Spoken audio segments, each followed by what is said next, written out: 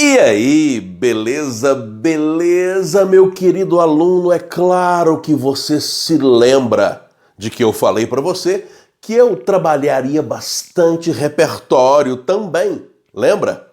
Eu até coloquei no quadro presencialmente aquelas 7 bolas, aquelas 7 esferas, que seriam áreas temáticas para você trabalhar no que se refere a repertório para vestibular, para Enem, repertório para redação. Lembra lá?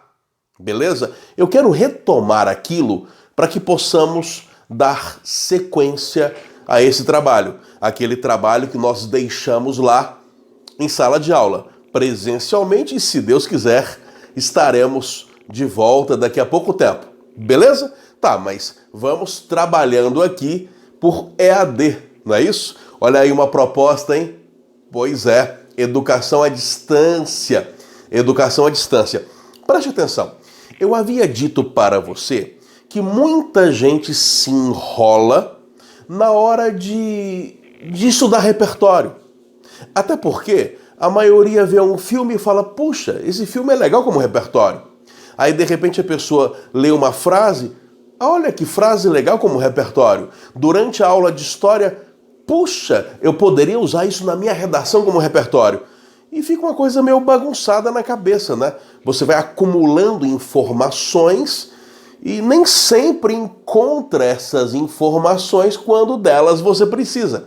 Tanto é verdade que eu tenho certeza de que isso que eu vou falar agora já aconteceu com você.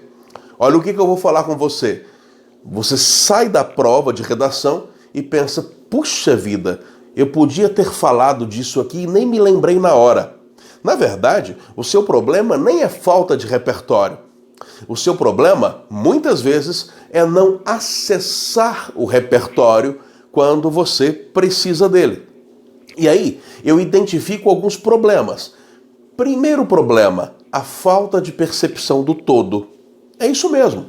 A nossa inteligência se organiza melhor quando temos uma percepção do todo.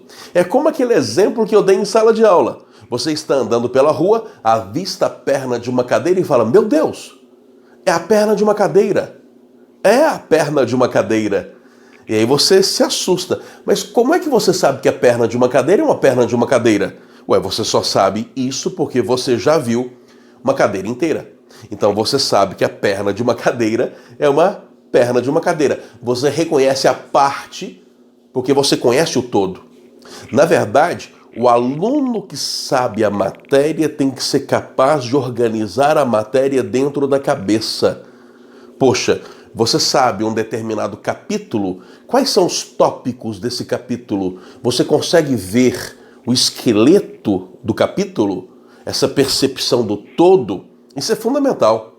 Isso é fundamental. É mais ou menos isso que o professor faz quando planeja uma aula. Puxa, eu tenho que falar sobre realismo. Quais são os tópicos? O professor tem que ter na cabeça dele a ordem dos tópicos. Até para ele não se perder e até para ele não deixar o aluno perdido. Isso é fundamental. Todas as vezes, por exemplo, que eu analiso uma obra literária, eu sempre falo de 10 tópicos quando é obra de prosa.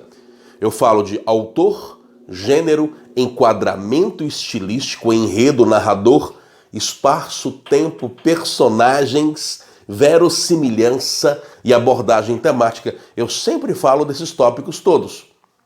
Beleza? Então, o que acontece? Em relação a repertório, o ideal seria que você soubesse o repertório específico para aquele tema que você pegou. Mas isso, na maioria das vezes, não será possível. O melhor jeito de estudar repertório é você elencar algumas áreas que sempre caem. Na verdade, qualquer proposta estará dentro de um desses 7 assuntos, de uma dessas 7 áreas temáticas. Eu coloquei repertório sociocultural para redação, 7 áreas temáticas. Poderiam ser 8, poderiam ser 10, poderiam ser 4. Eu coloquei 7 porque eu não acho nem pouco nem muito. É como se fossem 7 pastas, 7 gavetas para você encaixar o repertório que você foi estudando. Qualquer proposta que eu pegar, estará dentro de pós-modernidade, crise de identidade, ou pós-modernidade, novas tecnologias, ou meio ambiente, ou inclusão, ou cidades, ou saúde, ou educação. São 7 pastas para eu poder colocar o conteúdo, para eu poder estudar o assunto. E isso vai me dar uma tranquilidade enorme, né? Porque é só eu pensar, vi a proposta? Ótimo. Aquela proposta estará dentro de pelo menos um desses assuntos. E aí eu treino repertórios para essas 7 áreas do conhecimento. Para essas 7 áreas do conhecimento.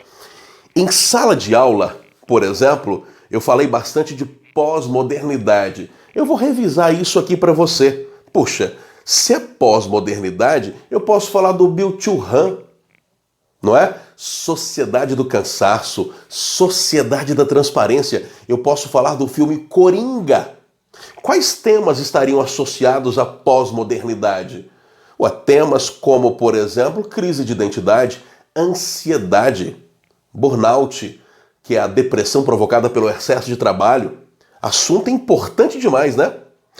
Pós-modernidade e novas tecnologias. Aí eu posso falar do Walter Longo, que tem um livro maravilhoso. Tem livros maravilhosos sobre como as novas tecnologias estão mudando as relações entre as pessoas e a relação do sujeito com o trabalho. Importante demais. Importante demais. Eu vou falar disso tudo nos próximos vídeos, tá? Vou falar disso tudo nos próximos vídeos, como eu prometi, ajudando aí com o repertório. Meio ambiente.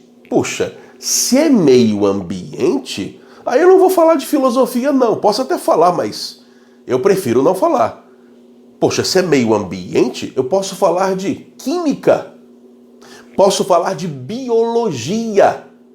Se é lixo, por exemplo, se é, por exemplo, saneamento básico, se é desmatamento, puxa, eu tenho tanto repertório na química, na biologia, você tem tanto repertório para colocar. Fala de eutrofização, o excesso de matéria orgânica na água que diminui a quantidade de oxigênio dissolvido, o que mata as espécies que dependem do oxigênio e faz com que se proliferem bactérias anaeróbicas. Olha que top! O grande problema é que o aluno acha que não pode colocar química, biologia, e esse é um segundo equívoco. O primeiro equívoco sério de que eu falava é a falta de percepção de um todo. O segundo equívoco sério, o aluno achar que não pode falar de ciência, de biologia, de física. Claro que pode. É repertório. Repertório sociocultural nada mais é do que você demonstrar que fez ensino médio e é capaz de associar os assuntos que você estuda à proposta que o Enem pede. Meio ambiente, química, biologia, literatura. Eu disse até para você, disse mesmo, lembra aí, que eu começaria a minha redação, por exemplo, se fosse água, crise hídrica, citando a carta de Pero Vaz de Caminha. É porque a carta de Pero Vaz de Caminha, em seu começo, já diz que nessa terra a água era infinita. Aqui a natureza era abundante, exuberante, com águas infinitas. E eu começaria a minha redação assim, ó. O primeiro documento sobre o Brasil registra essa terra como tendo uma natureza invencível e águas infinitas. Ponto. No entanto, a atual situação hídrica de metrópoles como São Paulo demonstra o equívoco do escrivão português. Pero Vaz de Caminha, em sua carta, não tinha ideia de que no futuro... Puxa, fica top, não acha? Top, top. Inclusão. Cara, se eu for falar de inclusão, vou falar muito de história, iluminismo.